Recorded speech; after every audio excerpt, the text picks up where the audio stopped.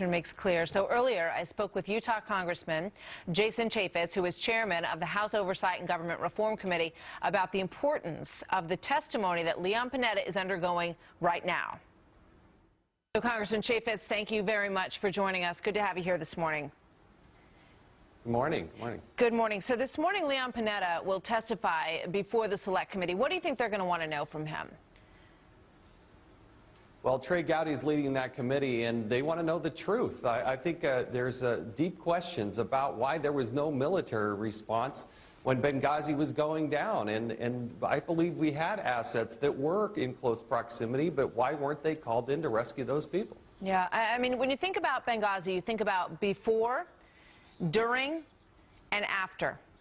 And Leon Panetta is the person who can answer questions, a lot of questions, when it comes to during. What happened that night? Why was there no response? When you look at the timeline of what happened in Benghazi, there was a good 2 hours and 40 minutes between the attack that happened at the consulate and the later attack that happened at the CIA annex. So 2 hours and 40 minutes later begs the question why the individuals who are now quite well known and who have told their story in the book and now the movie 13 Hours say that they were given orders to stand down. Leon Panetta was asked about that in an interview yesterday. Here's what he said. Absolutely not. You know, I'm sure there are going to be movies and books, and there'll be all kinds of theories that'll be presented. But from my experience and from what you know, the role that I played as Secretary of Defense, there was never any order to stand down. On the contrary, the whole effort was to do everything possible to try to save lives. It's interesting the way that he phrases that. He says, from my experience and the role that I played as Secretary of Defense, and the story that's being told by the men who were on the ground there basically says that it was the CIA and the CIA station chief who told them to back off. What do you think? Well, there are a lot of people that believe that the Secretary of State and the State Department was not asking or requesting for that type of support as it was going down, and I think that's a question that the committee is looking very closely at. You got to also understand that roughly 10, 12 hours prior, there were people going over the walls of our embassy in Egypt, and it's 9/11.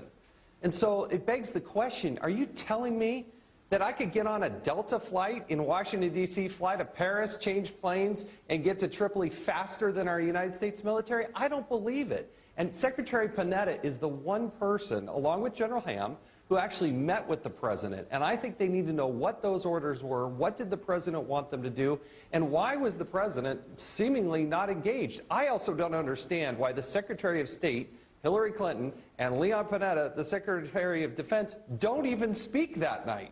How does that happen? I mean, we got a crisis, you got people dying, and they don't even talk?